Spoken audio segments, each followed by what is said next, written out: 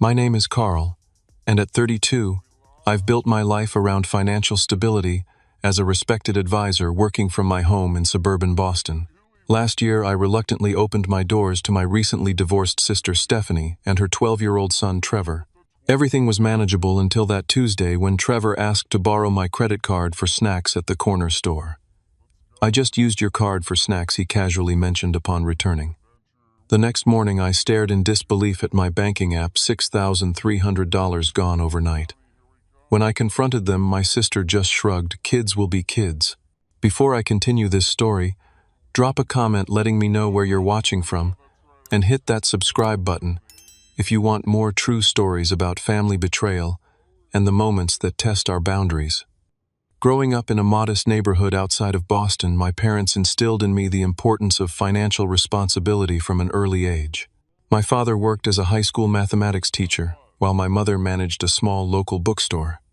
They weren't wealthy by any measure, but they understood the value of every dollar earned. I can still hear my father's voice, "Carl, always save for a rainy day because storms come when you least expect them."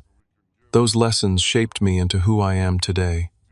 I worked diligently through high school, maintaining a part-time job at the local hardware store, while keeping my grades high enough to earn a partial scholarship to Boston University. College wasn't easy. I balanced full-time studies with 2 part-time jobs, often surviving on ramen noodles and coffee just to make ends meet. But those struggles taught me resilience and strengthened my commitment to financial security. After graduating with a degree in finance, I spent 8 years climbing the corporate ladder at a prestigious investment firm in downtown Boston. The hours were brutal, but I saved aggressively, lived well below my means, and invested wisely. By 30, I had built enough of a client base to branch out on my own as an independent financial advisor.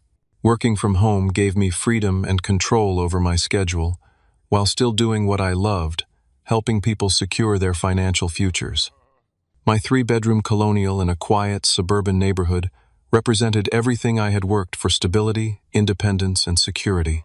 It wasn't extravagant, but it was mine, paid for with years of careful planning and disciplined saving. I designed one bedroom as my home office, kept another for occasional guests, and enjoyed the peace of living alone. My life wasn't exciting by most standards, but it was exactly what I wanted: predictable, organized, and financially sound. Then there was Stephanie, my younger sister by 2 years, and my complete opposite in every way possible. Where I was cautious, she was impulsive.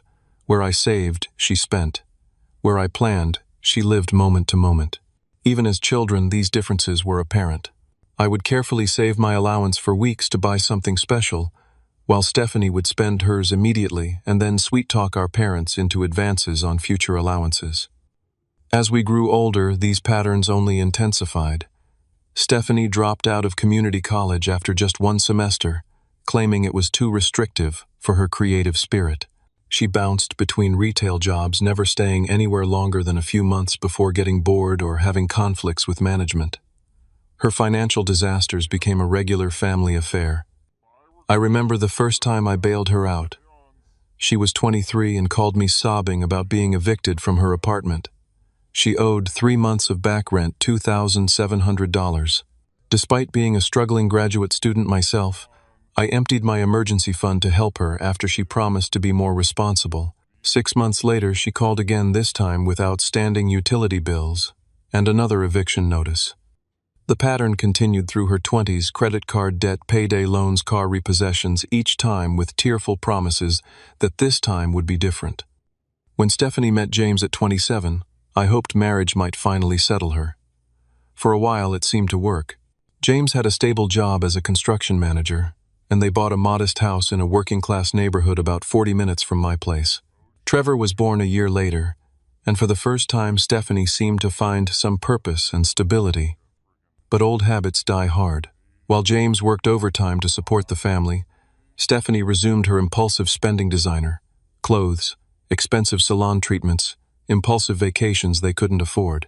From snippets of conversation at family gatherings, I gathered that their financial situation had become increasingly strained, with James working longer hours, while Stephanie complained about being trapped in suburban motherhood.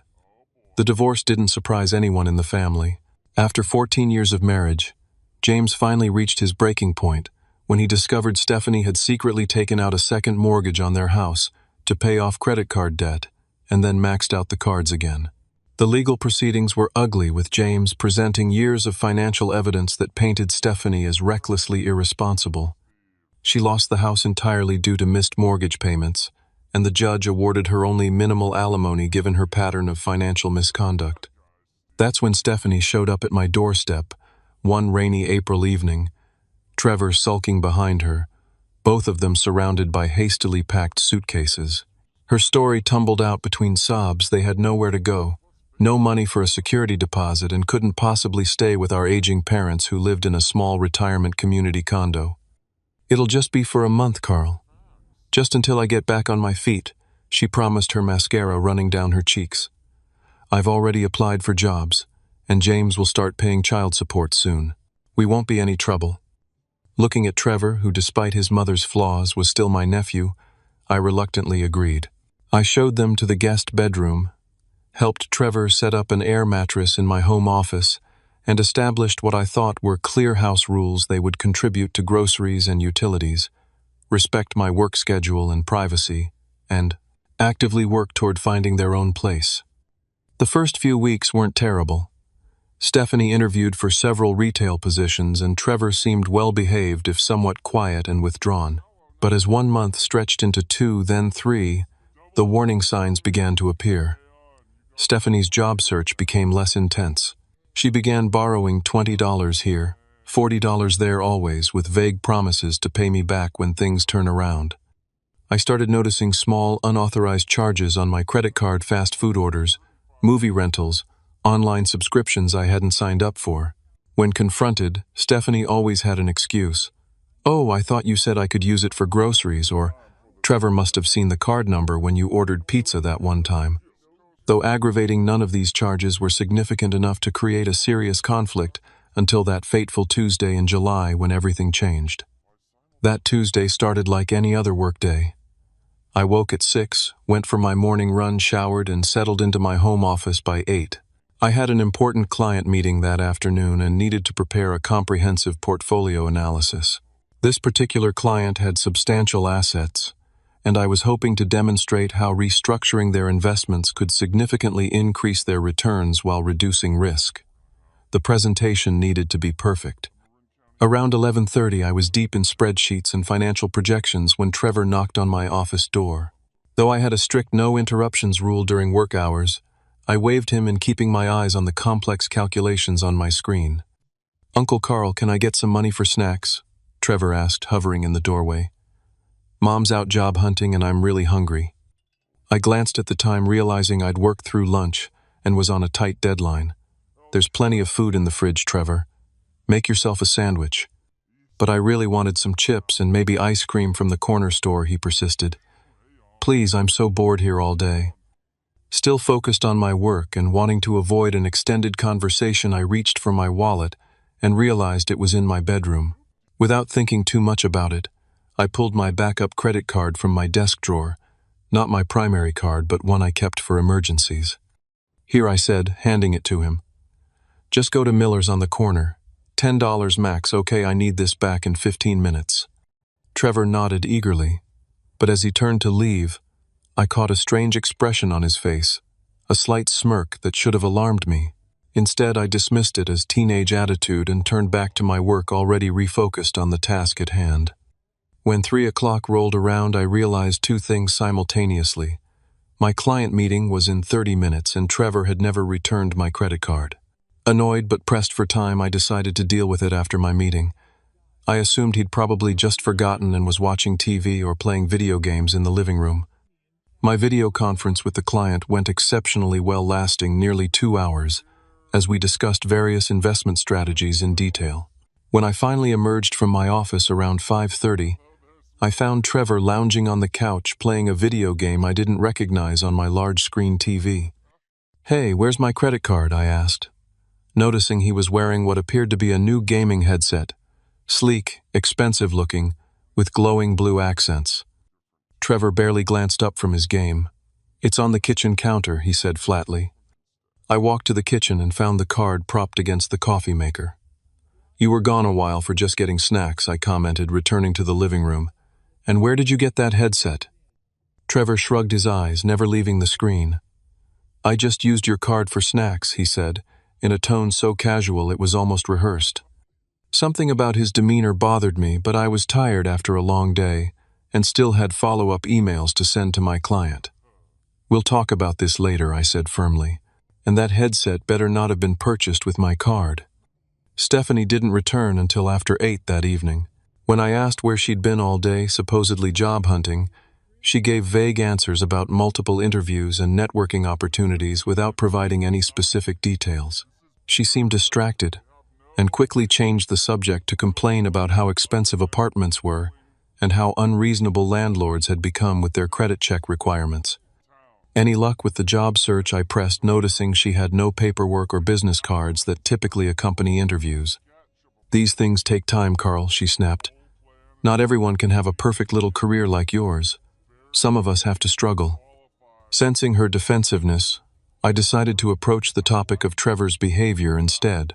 Trevor borrowed my credit card today for snacks, but he was gone for hours and came back with what looks like an expensive gaming headset. Do you know anything about that? Stephanie glanced toward Trevor, who was still absorbed in his game, then shrugged dismissively. He probably just went to his friend Jake's house. You know how kids lose track of time. And the headset, I persisted. Oh, that old thing. His father sent it last week, she said quickly. James is always trying to buy Trevor's affection with expensive gifts instead of actual parenting. Her explanation didn't sit right with me, but I was too exhausted to push further. I reminded myself that I had only authorized $10, and I could always check my account in the morning if I was concerned. Surely Trevor wouldn't have done anything truly inappropriate with my card. He was just 12 after all. The next morning I woke at my usual time and followed my normal routine. After my run and shower, I settled at the kitchen table with my coffee and opened my banking app to review my accounts, a daily habit instilled by years of financial discipline. What I saw made me choke on my coffee. Multiple transactions from the previous day appeared on my backup credit card, not just one or two small purchases, but a staggering list of charges totaling $6,300. My hands shook as I scrolled through the transactions. A gaming computer for $1,800. 3 separate charges at electronics warehouse, totaling over $900. Digital gift cards purchased online for various gaming platforms. $500 here, $300 there. In-app purchases across multiple games. Some repeated several times. Cash withdrawals from ATMs across town, each just under the daily limit. 2 plane tickets to Orlando, Florida, totaling nearly $700. And most disturbing of all, a pending hotel reservation at a resort near Disney World for the following weekend. This wasn't the impulsive splurge of a child buying too many snacks. This was calculated, systematic theft. I stood up so abruptly that my coffee mug crashed to the floor, shattering and spilling its contents across the kitchen tiles. The noise brought both Stephanie and Trevor into the kitchen, still in their pajamas, looking startled. What the hell is this? I demanded, turning my phone screen toward them to show the endless list of transactions.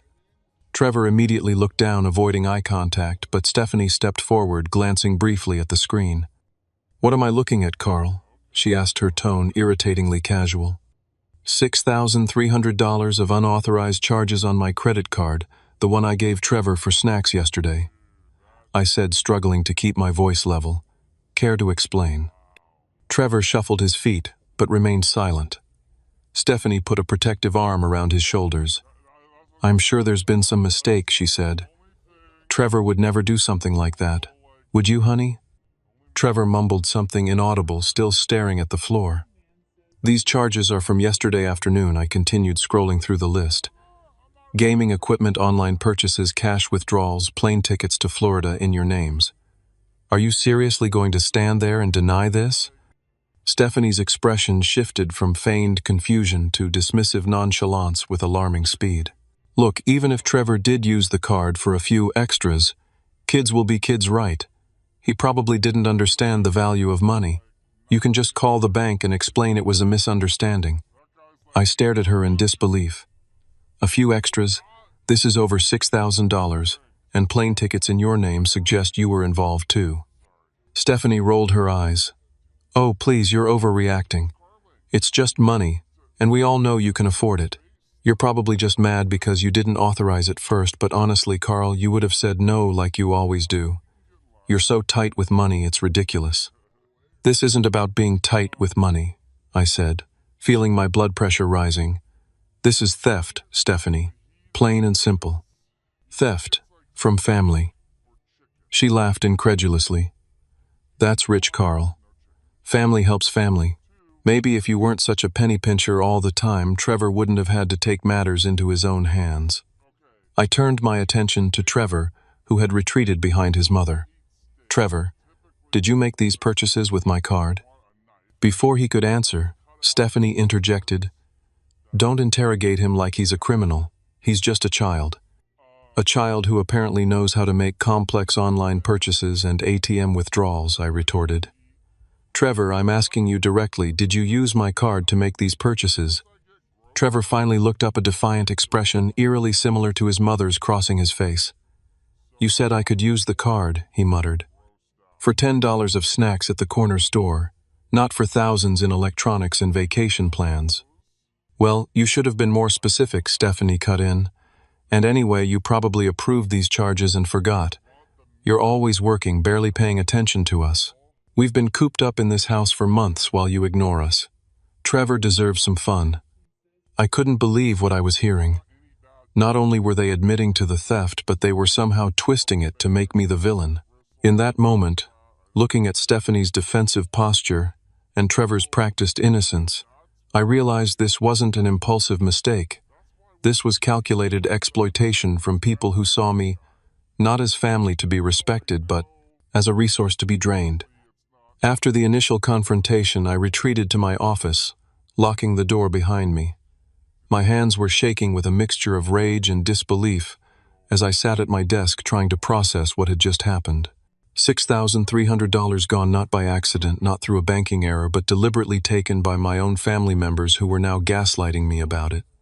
I took several deep breaths, trying to think clearly through my options. The financial advisor in me immediately calculated the impact this represented: nearly 2 months of mortgage payments, or a significant portion of my emergency fund. While I could technically absorb the loss, it would set back several of my financial goals. More importantly, the breach of trust felt like a physical blow. A part of me wanted to call the police immediately. What Stephanie and Trevor had done was unequivocally credit card fraud, a felony that could result in serious charges. But another part hesitated. They were family. Trevor was just 12, heavily influenced by his mother, but still a child. Would involving law enforcement help him or push him further down a destructive path? I thought back to our childhood, to the countless times our parents had bailed Stephanie out of trouble without meaningful consequences. Their well-intentioned protection had only enabled her behavior, creating the entitled adult sitting in my kitchen, teaching her son that taking from others was justified if you wanted something badly enough. Was I perpetuating the same cycle by not immediately reporting the theft? Or was there a middle path, one that established firm boundaries while still preserving some chance of rebuilding our relationship? I decided to gather more information before making any drastic decisions. Opening my laptop, I logged into my home security system. I had installed cameras in the common areas of the house when I started my financial advisory business, primarily to protect client information. I rarely checked the footage, considering it mainly a deterrent, but now I was grateful for the foresight. Scanning back through yesterday's recordings, I found exactly what I feared. The living room camera showed Trevor not just taking my card from my office, but methodically photographing all the credit and debit cards in my wallet, carefully documenting both sides of each card with his phone. The kitchen camera caught him making phone calls while I was in my client meeting, reading off card numbers and verification codes. Even more disturbing, one clip showed Stephanie returning home much earlier than she'd claimed, examining the gaming equipment Trevor had purchased and helping him hide boxes in their room. They were clearly in this together, Trevor executing the plan, but Stephanie fully aware and complicit. The evidence was undeniable, and it cut through my indecision. This wasn't an impulsive childhood mistake. It was a calculated scheme. Still, before involving authorities, I wanted to give them one more chance to come clean and make amends. I organized the evidence I had gathered and called a family meeting in the living room that evening. Calmly and methodically, I presented the security footage, the transaction records, and the documented timeline of events. "I'm giving you both an opportunity to explain," I said evenly after showing them the irrefutable evidence of their actions. "I want to understand why you thought this was acceptable behavior." Stephanie's response was immediate and explosive. "You've been spying on us. What kind of creep records his own family? That's a major invasion of privacy, Carl." "It's my house, and those cameras were installed long before you moved in," I replied, refusing to be derailed. "And they've now documented serious financial fraud. I'd like an explanation, not deflection." "Oh, here we go with the my house power trip again," Stephanie sneered. "Always lording your success over everyone. You know what, I bet you're just making this up to kick us out because you're too selfish to help family in need." Trevor, taking cues from his mother, chimed in with rehearsed indignation. "Yeah, Uncle Carl. You said I could use the card. It's not my fault you didn't say what for. I specifically said $10 for snacks at the corner store," I countered, maintaining my composure. "That doesn't translate to thousands in gaming equipment and vacation plans. You know that, Trevor." "Well, maybe if you weren't so stingy all the time," Stephanie interjected, "we wouldn't have had to do this. Do you have any idea how hard it is to live here with your constant judgment? Trevor deserves some normal kid experiences." "Normal kid experiences don't include credit card fraud," I said firmly. "What you've taught him is that it's acceptable to steal when you want something you can't afford. That's setting him up for failure in life, Stephanie." Stephanie's face contorted with rage. "Don't you dare question my parenting. Not everyone has had your privileges, Carl. Some of us have had to struggle. If you report this, I'll make sure the entire family knows how you've been abusing us, controlling every move, spying on us, denying basic necessities to a child." She stormed out of the room, slamming her bedroom door so hard that a framed photo fell from the wall, the glass shattering across the hardwood floor, a fitting metaphor for what was happening to our family relationship. Trevor lingered for a moment, and I thought I caught a flicker of shame in his eyes before it was replaced by the same defiant entitlement his mother displayed. He followed her without a word, slamming his door with equal force. The meeting had achieved nothing except to confirm what I already suspected: there would be no acknowledgement of wrongdoing, no genuine remorse, and certainly no voluntary restitution. Stephanie was already preparing her narrative for the extended family, casting herself as the victim and me as the villain. Over the next few days, the situation deteriorated further. I discovered Stephanie had been using my home address to apply for new credit cards in her name. I found the mail before she did 3 pre-approved credit cards with high interest rates and low initial limits, exactly the kind of predatory financial products that target people with poor credit histories. While cleaning up some clutter in the living room, I found a printout of my banking passwords in Trevor's backpack. He had apparently been watching me log in and had written down my credentials. Next to the passwords was a list of items with prices, with Disney World trip circled several times in red pen. The final straw came when I overheard Stephanie on the phone discussing their planned Florida trip in detail, mentioning they would leave before I figured out what was happening with the credit card. When I confronted her about the conversation, Trevor flew into a rage, throwing my laptop across the room and screaming that I was ruining everything. As I stared at my damaged computer containing all my client files and business records, something inside me hardened. This was no longer about the money. This was about enabling destructive behavior that would ultimately hurt Trevor far more than it hurt me. By allowing this to continue, I wasn't being kind. I was being complicit in teaching a child that actions don't have consequences.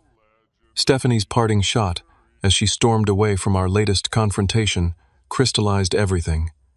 "If you weren't so stingy with your precious money, we wouldn't need to do this. Family is supposed to share what they have." In that moment, I knew exactly what I needed to do. That night, after Stephanie and Trevor had gone to bed, I sat alone in my darkened office, the gravity of the situation weighing heavily on me. The house was quiet, except for the occasional creak of settling wood and the distant sound of Trevor's snoring. My mind raced with conflicting emotions: betrayal, anger, disappointment, and underneath it all, a deep sadness for what our family relationship had become. I'd always believed that families should support each other, but somewhere along the way that support had transformed into enabling destructive behavior. The truth I had to face was painful but clear. By continually rescuing Stephanie from the consequences of her actions, our family had contributed to creating the person who now felt entitled to steal from me and teach her son to do the Stephanie. Same. Real support meant establishing boundaries. Real love sometimes meant allowing people to face the natural consequences of their choices. And in this case, real responsibility meant protecting not just my finances, but also preventing Trevor from learning that theft and manipulation were acceptable life strategies. I picked up my phone and called Michael, a law school friend who now specialized in financial crimes.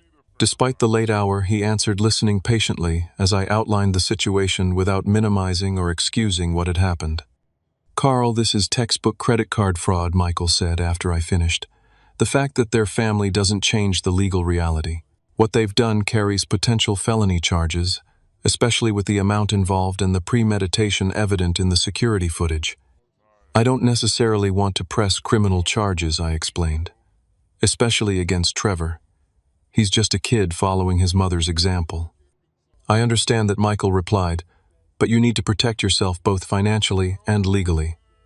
If you don't report this as fraud, you could be liable for those charges.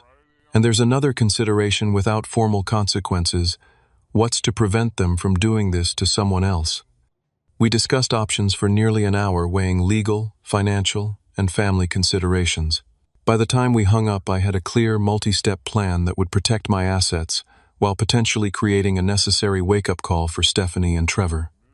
The next morning, I left the house before dawn, telling myself this wasn't just about the money, it was about breaking a destructive cycle that would ultimately harm everyone involved, especially Trevor. My first stop was my bank, where I had an emergency appointment with the fraud department the moment they opened. The fraud specialist, a compassionate woman named Diane, reviewed the evidence I'd compiled: transaction records, security footage, and detailed notes of the conversations that followed. She didn't seem surprised. Apparently, family financial fraud was more common than most people realized.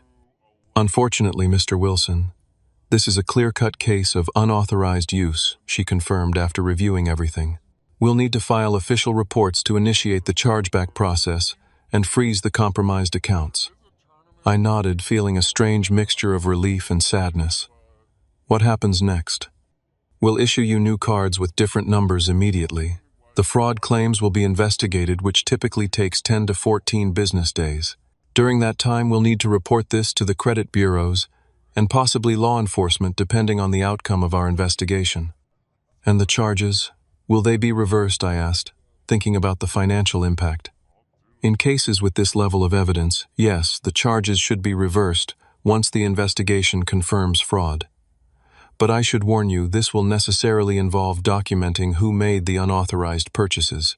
Are you prepared for that?" I took a deep breath. "Yes. I need to do what's right, even if it's difficult." After completing the necessary paperwork at the bank, my next stop was my attorney's office, where we drafted a formal eviction notice, giving Stephanie and Trevor 30 days to vacate my property. It felt harsh, but after consulting with both legal and financial advisors, it was clear that continuing to house them created liability I couldn't afford, both financially and emotionally.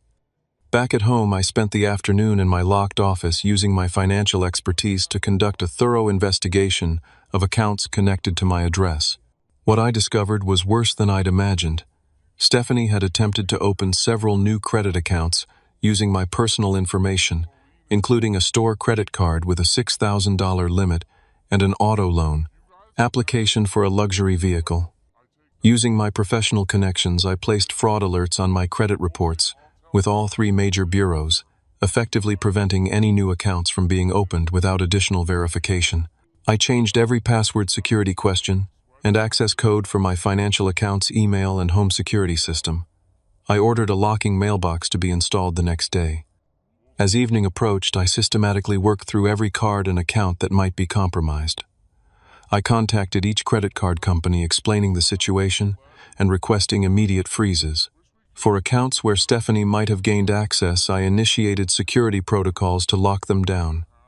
I set up text alerts for any transaction over $20 on any of my accounts.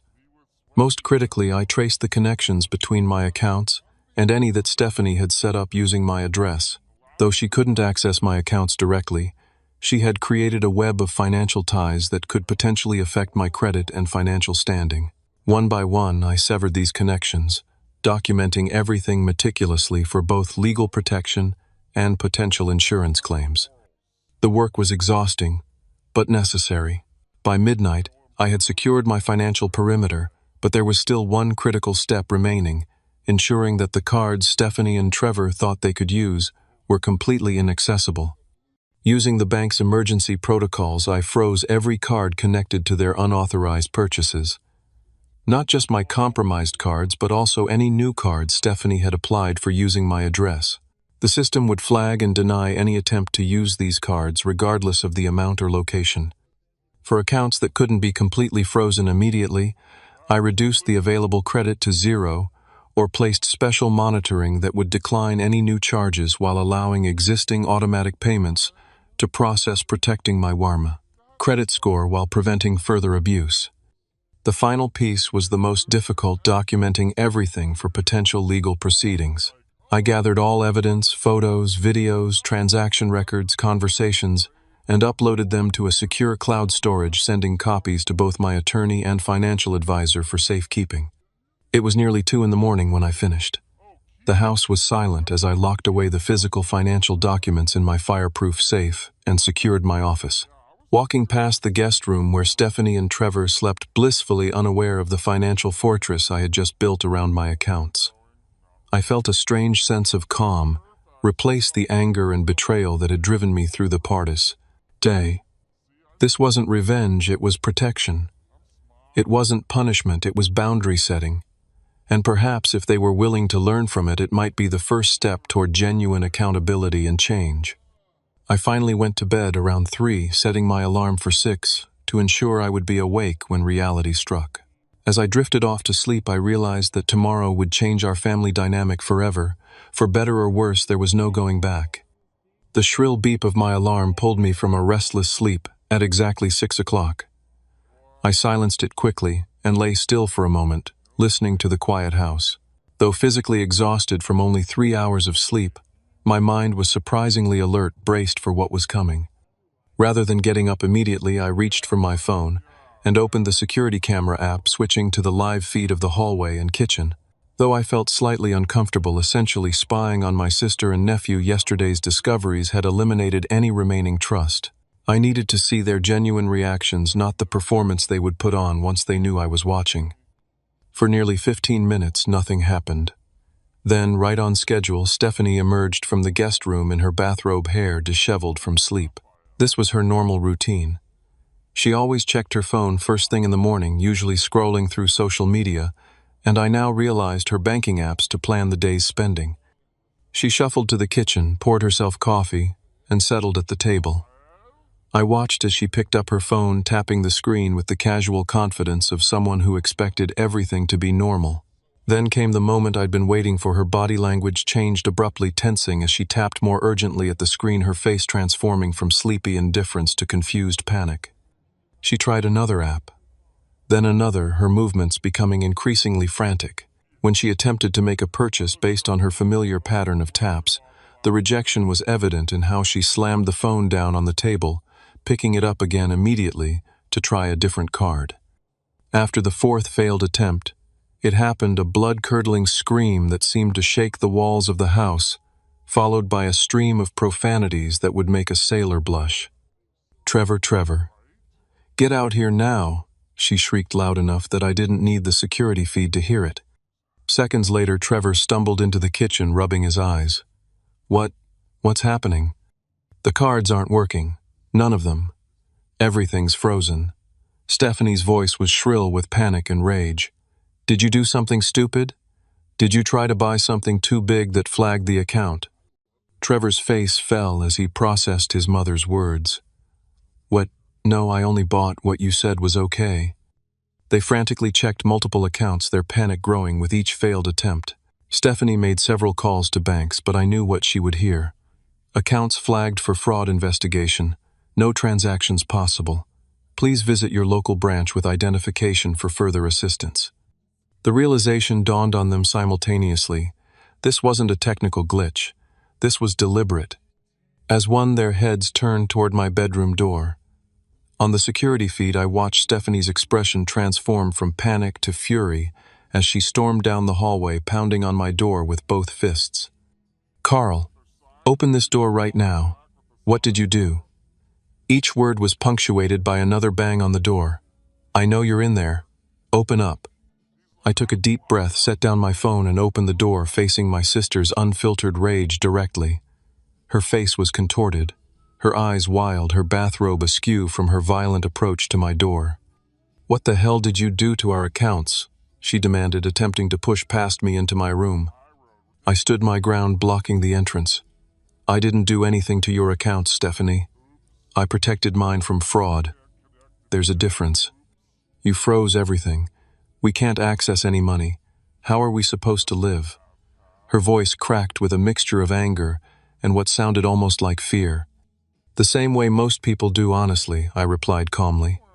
"The cards you were using were obtained fraudulently, using my personal information and address. The banks have been notified, and the fraudulent charges are being investigated." "You reported us to the banks," her voice rose to a shriek. "Your own family, how could you?" "I reported unauthorized transactions, which is exactly what they were." I corrected her. "What did you expect would happen, Stephanie? That I'd just absorb a $6,000 theft and pretend everything was fine?" Trevor had joined his mother in the hallway, his face pale. "But those were supposed to work for at least another week. We checked everything." His inadvertent admission hung in the air between us. Stephanie shot him a warning look, but it was too late. "At least you're being honest now," I said to Trevor. "Yes, fraudulent cards typically work until they're reported. They've been reported." Stephanie's tactics shifted instantly from rage to manipulation, her expression softening as tears filled her eyes. "Carl, please. We're going through such a hard time. Trevor needs stability. I was going to pay you back everything once I got back on my feet.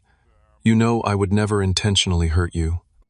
Like you paid back the $3,000 from last year, or the security deposit from the apartment before that, or the car loan from 5 years ago," I countered.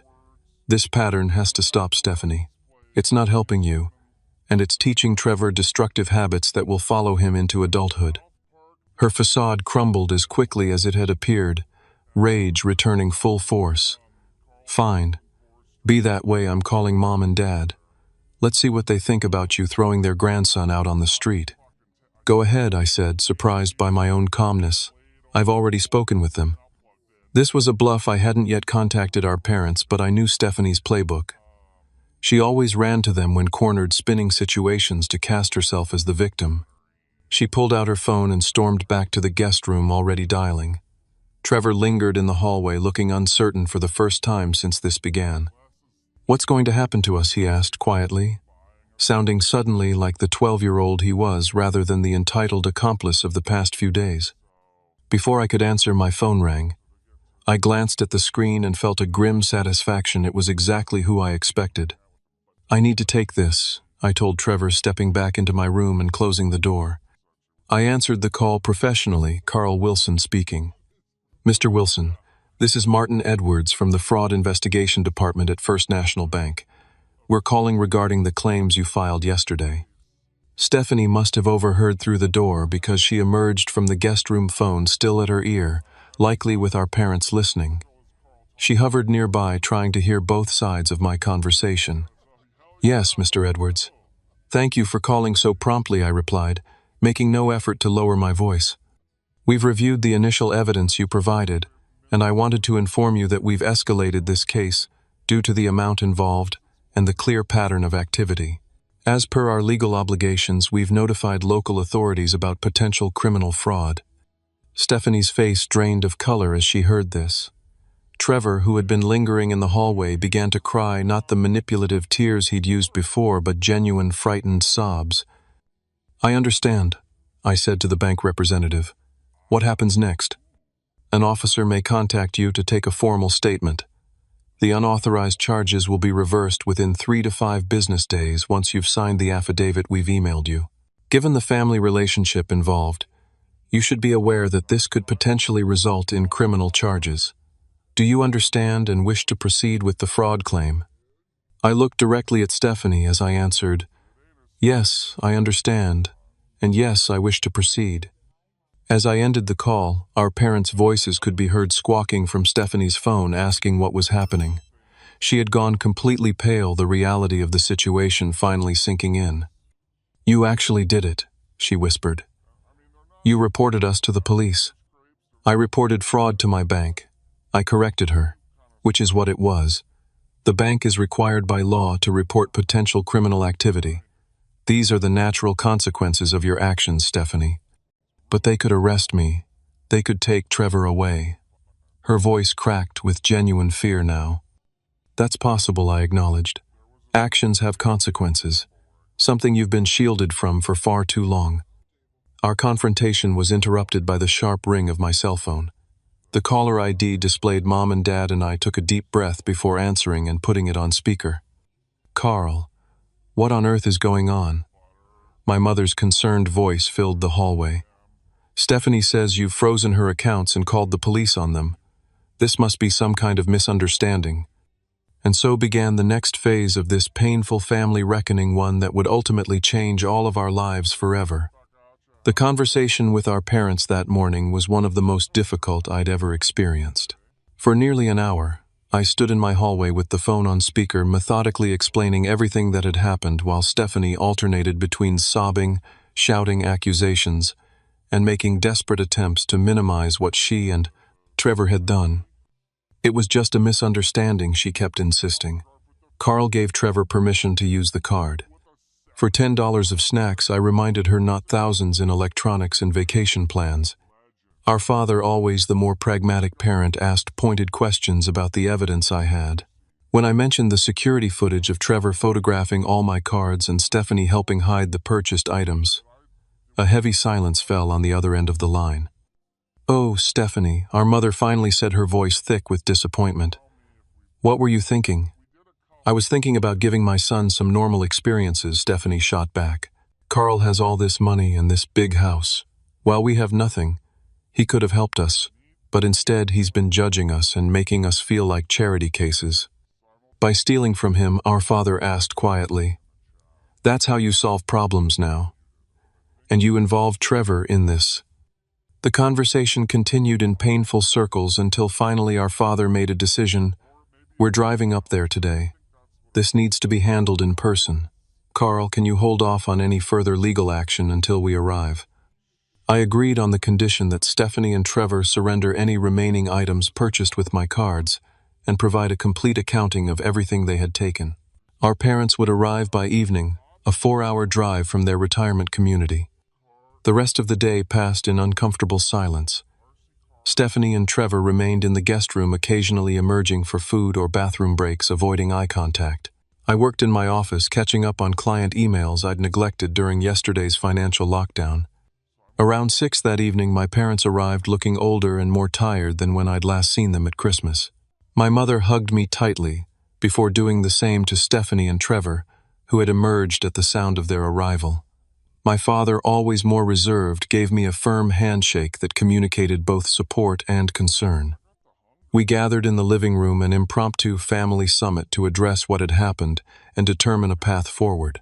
My mother had brought a folder of papers, ever the organized one, and I realized they had spent their drive preparing for this conversation. "Before we begin," my father said, his voice carrying the authority it had held throughout our childhood, "I want to make something very clear. What happened here was wrong. Stephanie, Trevor, taking someone else's money without permission, is stealing. There's no other word for it." Stephanie started to protest, but he held up his hand. "I'm not finished. Your mother and I have enabled this behavior for too long, always stepping in to fix your messes, Stephanie. We thought we were helping, but clearly we weren't. That stops today." My mother opened her folder. "We've come up with a plan, but everyone needs to agree to it. The alternative is letting the legal process take its course, which could mean criminal charges." She looked directly at Stephanie. "We don't want that for you or for Trevor, but we will not shield you from consequences anymore." The plan they proposed was comprehensive. Stephanie would enter a structured financial counseling program with regular check-ins and accountability. She would find a job, any job within 2 weeks, and begin making regular restitution payments to me. She would attend weekly therapy sessions to address the underlying issues driving her behavior.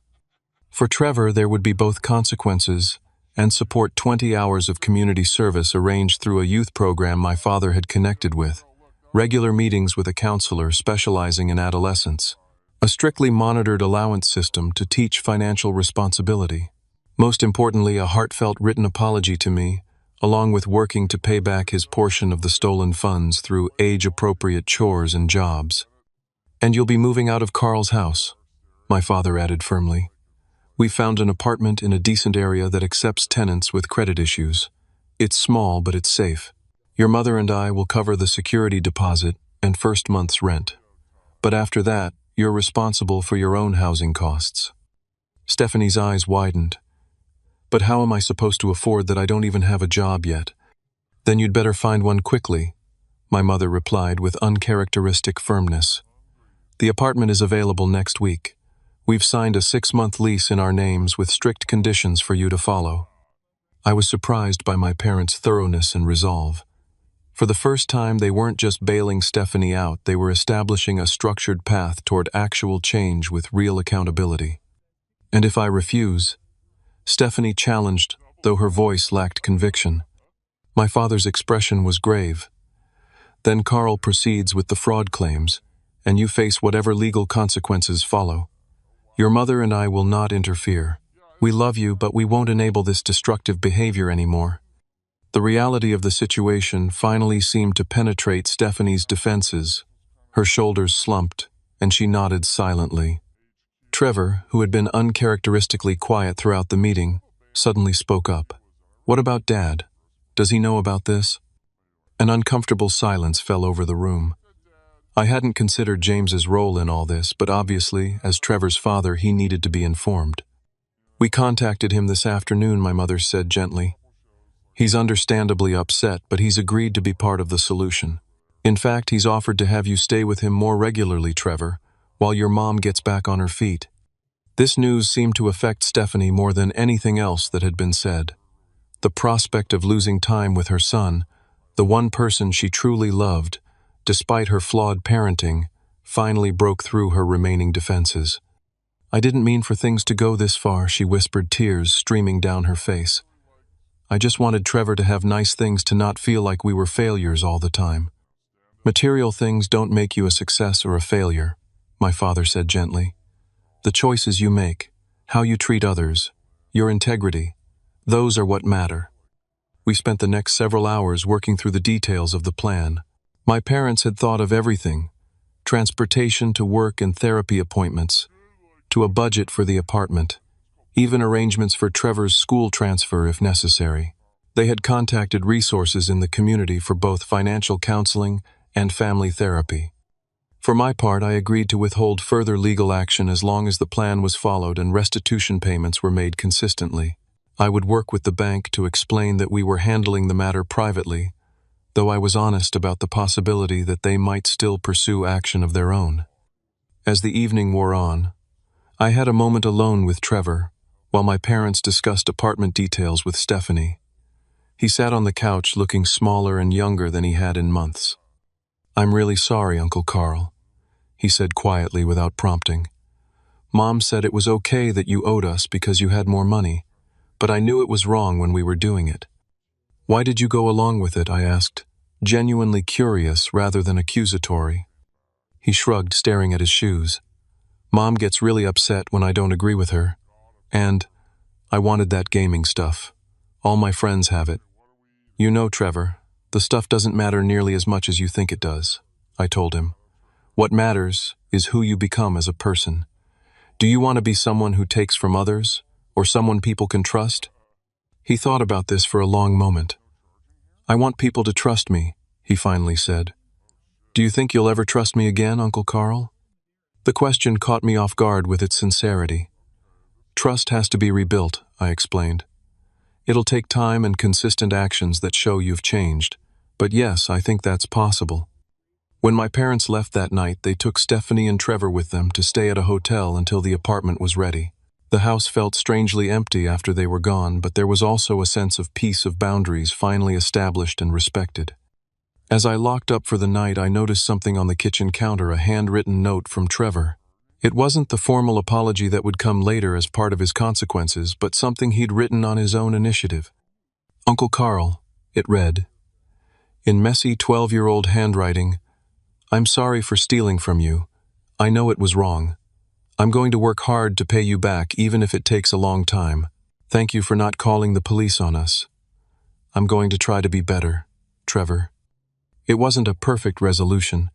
There would be difficult days ahead, setbacks and frustrations as Stephanie struggled with changing lifelong patterns. But for the first time, I felt cautiously hopeful that real change might be possible, not just for Stephanie and Trevor, but for our entire family dynamic. 6 months passed more quickly than I expected, bringing changes I never imagined possible when I stood staring at my banking app that fateful morning. The journey wasn't smooth or easy. There were setbacks, arguments, and moments when the old patterns threatened to re-emerge, but the transformation in my family was unmistakable. Stephanie found a job at a local insurance office within the 3-week deadline my parents set. It wasn't glamorous or particularly well-paying, but it was stable with regular hours and the potential for advancement if she proved reliable. To everyone's surprise, including perhaps her own, she excelled in the structured environment. Her natural charm and people skills, previously channeled into manipulation, became assets in a legitimate setting. 3 months in, she received her first small raise and the responsibility of training new hires. The apartment my parents arranged was modest, a 2-bedroom unit in a working-class neighborhood with decent schools and public transportation. After years of living beyond her means, Stephanie initially complained about everything from the outdated kitchen to the lack of in-unit laundry. But as weeks passed, something unexpected happened. She began taking pride in making the space her own, scouring thrift stores for affordable decorations and learning basic DIY skills from YouTube videos. Most importantly, she maintained perfect attendance at both financial counseling and therapy sessions. The financial counselor helped her create her first realistic budget, while her therapist addressed the deeper issues: her sense of entitlement, her tendency to blame others for her problems, and the insecurity driving her materialistic values. These weren't easy sessions. She often came away emotionally drained, but slowly, incrementally, she began to change. Trevor spent more time with his father than ever before, staying with James every other week. The arrangement proved beneficial for everyone. James reconnected with his son, Trevor experienced the consistent discipline he needed, and Stephanie had space to focus on her own recovery without the pressure of full-time parenting. The court formally modified their custody agreement to reflect this new reality, with the stipulation that Stephanie maintain employment and continue her counseling. Trevor completed his community service at a local animal shelter, where he discovered a genuine affinity for working with abandoned pets. What began as a punishment evolved into a regular volunteer position that gave him purpose and confidence. His restitution payments to me were small: $20 here, $30 there, earned from dog walking, lawn mowing, and eventually a weekend job helping at the shelter. But each payment came with a sense of genuine accomplishment. My relationship with both of them evolved cautiously. Trust, once shattered, couldn't be instantly restored, but it could be rebuilt incrementally through consistent actions. I visited their apartment occasionally, bringing small housewarming gifts, but never cash. When Trevor stayed with me for an occasional weekend, clear boundaries and expectations replaced the previous atmosphere of entitlement and resentment.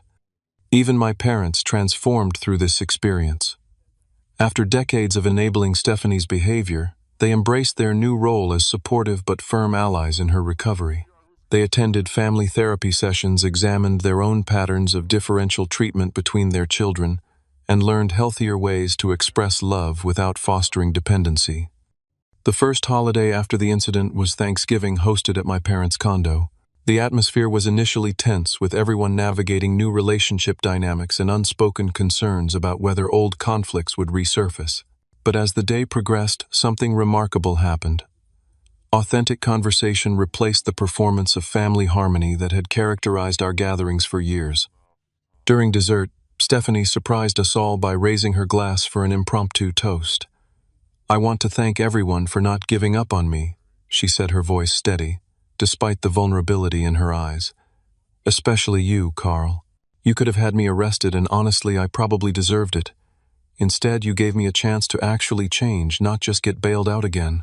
I'm still working on it, but I'm trying to become someone you can all be proud of." Trevor, emboldened by his mother's honesty, added his own acknowledgement. "I'm sorry, too. What we did was really wrong. Uncle Carl, thanks for teaching me that actions have consequences, but also that people can change if they really try." These weren't dramatic movie moments of instant transformation. Both Stephanie and Trevor still struggled with old habits and attitudes. But they were genuine moments of growth, small victories in a longer journey toward healthier relationships. As for me, the experience forced me to examine my own patterns as well. While I hadn't enabled Stephanie in the same way our parents had, I'd avoided direct confrontation for years, allowing resentment to build while maintaining a superficial relationship. I realized that true generosity wasn't about giving money. It was about caring enough to establish boundaries even when doing so was painful and difficult. In the months that followed, I developed a new perspective on financial abundance. My careful saving and disciplined habits had created security, but they had also become a source of pride that sometimes separated me from others. I began finding ways to be truly generous without enabling dependency, mentoring young people interested in finance, volunteering with financial literacy programs, establishing a small scholarship for first-generation college students. The most profound lesson came from an unexpected source. During one of Trevor's weekend visits, we were hiking in a nearby state park when he asked a question that stopped me in my tracks. "Uncle Carl, are you still mad at us for what we did?" I considered the question carefully before answering. "I'm not mad anymore, Trevor. I was hurt and disappointed, but I've seen how hard you're both working to change. That means a lot to me." He nodded thoughtfully, kicking at pine cones along the trail. "Mom says what we did wasn't really about the money. She says it was because she felt like she was failing at everything, and taking your stuff made her feel like she was winning somehow. Does that make sense?" His insight, his mother's insight, really struck me deeply.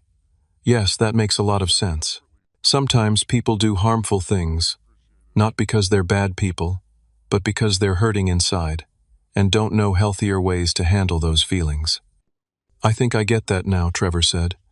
"My counselor says it's important to understand why we do things, but understanding doesn't make them okay." "That's very wise," I told him, genuinely impressed by his growth. Trevor grinned momentarily, looking like the carefree kid he should have been all along. "Yeah, well, I've had a lot of people helping me figure stuff out lately." That conversation crystallized what I'd been learning throughout this journey. True healing comes not from forgetting harm or pretending it never happened, but from understanding its roots while still maintaining appropriate boundaries.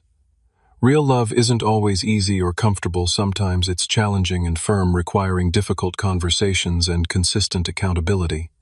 The financial advisor in me had always understood that true wealth comes from careful stewardship and wise decisions compounded over time. Now I understood that the same principle applies to relationships: small, consistent choices to prioritize integrity over convenience, accountability over avoidance, and genuine support over enabling these create the compound interest of healthy family bonds. $6,300 once seemed like a devastating loss. In retrospect, it was an investment in transformation, painful but ultimately worthwhile, that changed not just Stephanie and Trevor, but our entire family system. I still check my accounts every morning over coffee. Old habits die hard. But now, alongside the numbers reflecting my financial health, I also take stock of something far more valuable: relationships built on honesty, respect, and appropriate boundaries rather than exploitation or resentment. It turns out, that's the most important balance sheet of all. Have you ever had to make a difficult decision between helping a family member and enabling destructive behavior? What boundaries have you established in your own relationships to protect both yourself and the people you care about? Drop a comment below to share your experience. Your story might help someone facing a similar situation right now. Don't forget to like this video if it resonated with you. Subscribe for more real-life stories about family dynamics and personal growth, and share it with someone who might need to hear that sometimes the most loving thing we can do is establish clear boundaries. Thank you for listening to my story, and remember, true family support means wanting the best for each other, even when that requires difficult conversations and uncomfortable growth.